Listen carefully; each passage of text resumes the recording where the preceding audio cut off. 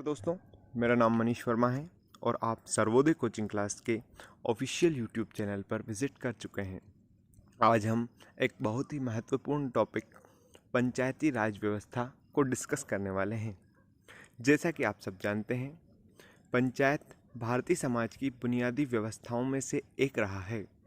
जैसा कि हम सब जानते हैं, महात्मा गांधी ने भी पंचायतों और ग्राम गणराज्यों की वकालत की थी। स्वतंत्रता के बाद से समय समय पर भारत में पंचायतों के कई प्रावधान किए गए और 1992 के 73वें संविधान संशोधन अधिनियम के साथ इसको अंतिम रूप प्राप्त हुआ था।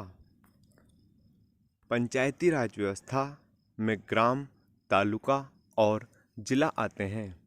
भारत में प्राचीन काल से ही पंचायती राज व्यवस्था अस्तित्व में आ रही है। आधुनिक भारत में प्रथम बार तत्कालीन प्रधानमंत्री जवाहरलाल नेहरू द्वारा राजस्थान के नागौर जिले के बगदरी गांव में 2 अक्टूबर 1959 को पंचायती राज व्यवस्था लागू की गई। भारतीय संविधान के अनुच्छेद 40 में राज्यों को पंचायतों के गठन का निर्देश दिया गया है।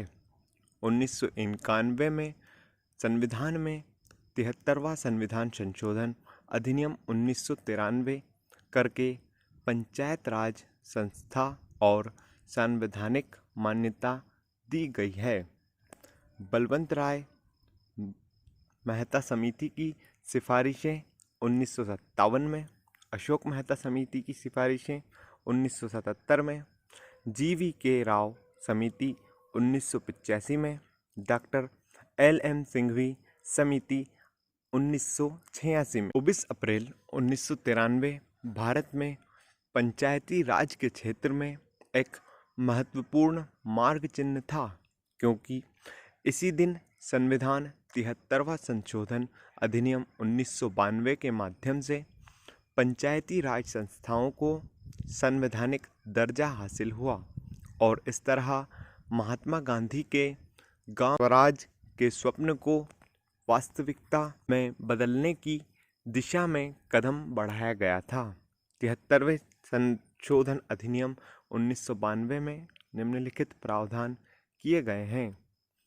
एक त्रिस्तरीय ढांचे की स्थापना, जिसमें ग्राम पंचायत समिति का या मध्यवर्ती पंचायत तथा जिला पंचायत, ग्राम स्तर पर ग्राम सभा की स्थापना, हर 5 साल में पंचायतों के नियमित चुनाव, अनुसूचित जातियों जनजातियों के लिए उनकी जनसंख्या के अनुपात में सीटों का आरक्षण, महिलाओं के लिए 1/3 सीट का आरक्षण, पंचायतों की निधियों में सुधार के लिए उपाय सुझाने हेतु राज्य वित्त आयोग का गठन, राज्य चुनाव आयोग का गठन।